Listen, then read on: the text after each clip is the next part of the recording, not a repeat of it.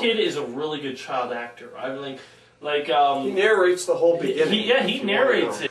It became more interesting for him to play against himself.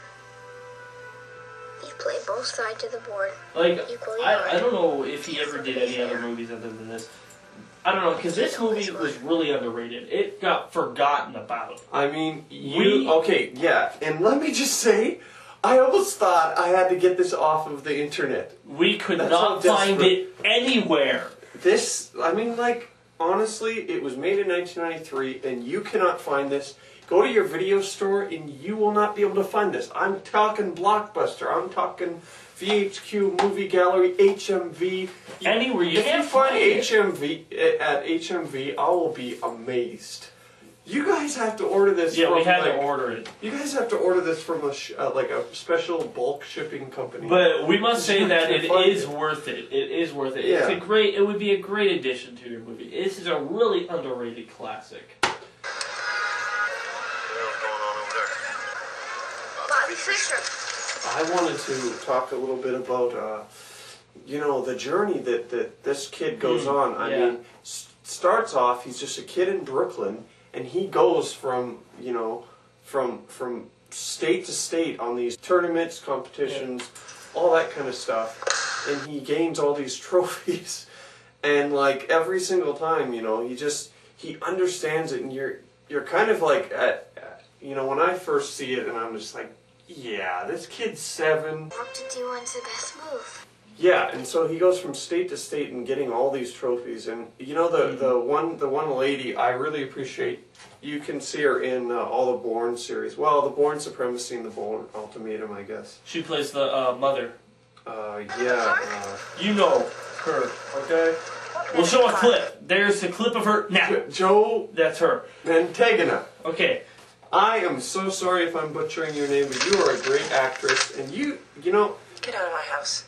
Because Joe, the actress that plays the mom, she really drives it. Because she's basically becomes the only one that actually is right. Everyone else gets a little greedy, and it's all on basically Josh's shoulders, and basically she has to say, no one's going to do treat this to him my like son. he's still a kid, guys. You're not still training a professional chess person. You're also training a kid.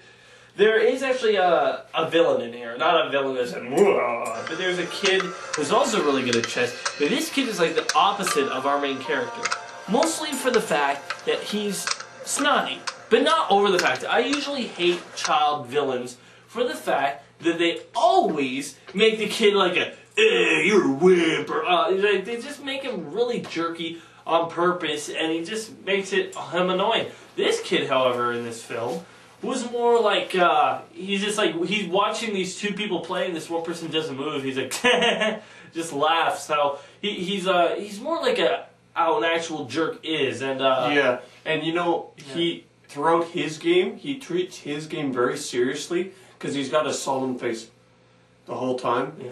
And then when he beats this guy without no remorse, he doesn't say good game, he says trick or treat. He's basically in your face. You just got beat by his 10-year-old kid. Exactly. So, I mean, how's that feel, bub? I mean, and it's the only time I ever really liked a kid villain, even though he wasn't overplayed, and that's good. Yeah. I mean, this kid has no other interests. Basically, you find out that he quit school to play chess.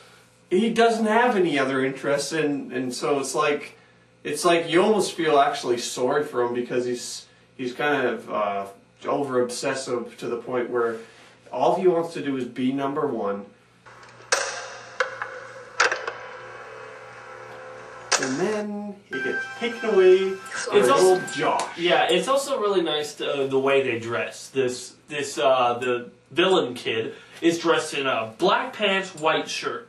He's just very private schoolish, snobby. Yeah. Josh, our main character, is dressed in kids' clothes, red jacket, striped blue and gray shirt. Just anything a normal kid would wear. Mm-hmm. And it's a really different dynamic between the two, and it's really nice. Though he isn't in it a lot, and which is good because you don't want to overblow him and make him like, oh, that kid's evil. I mean, he's just a jerk. You know, he's not evil. He's just a jerk. Yeah. Yeah, this was a great movie. I mean, it's really one of the most underrated classics. Yeah, I think, you know, if I was to put this in an Oscar, I would put it in an Oscar as Best Picture for the time. I mean, 1993, when you think about it. What movies were coming out then? And what more have these actors done? I mean, like, Ben Kingsley, I haven't seen him do anything good in a long time. Well, he's done tons of movies that you won't see, believe me. I mean, are you going to go and rent Sexy Beast? No. No. I didn't think so. And Lawrence Fishburne, what? He's like stuck on doing CSI now. Nowadays? Yeah. Really? Yeah, he's on the CSI TV show. I had no idea. Lawrence. Yeah. Laura Linney made the cover. Go Laura.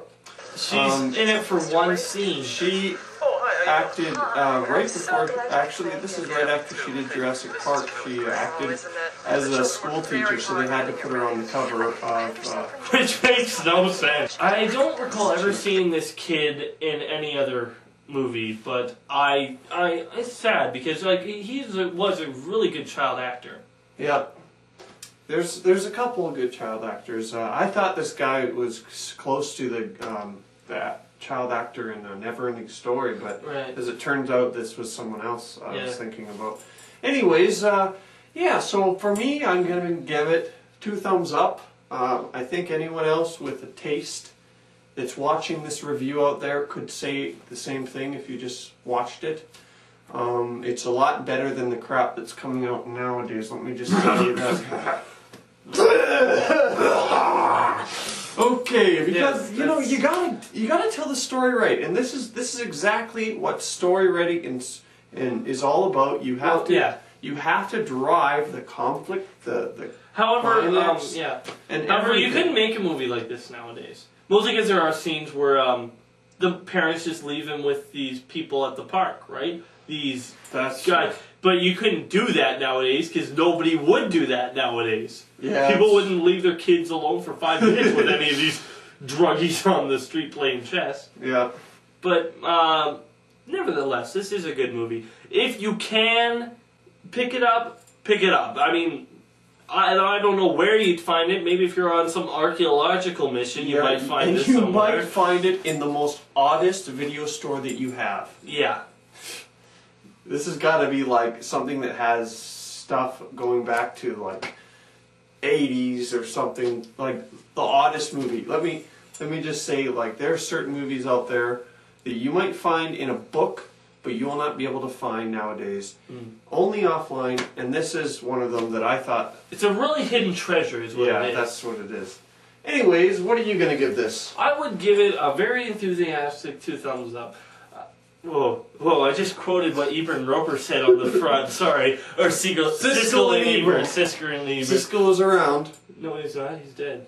No, Ebert was around when this was released. So yeah. But yeah, I give it 2 thumbs up as well. I mean, it's a great classic. Hidden classic, but still. Great. So check it out. This is Chris and Ken. Yeah, and signing out. See you later. Take the draw, or I'll share the championship.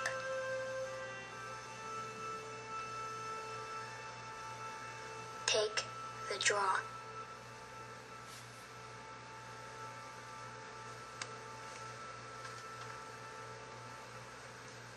Move.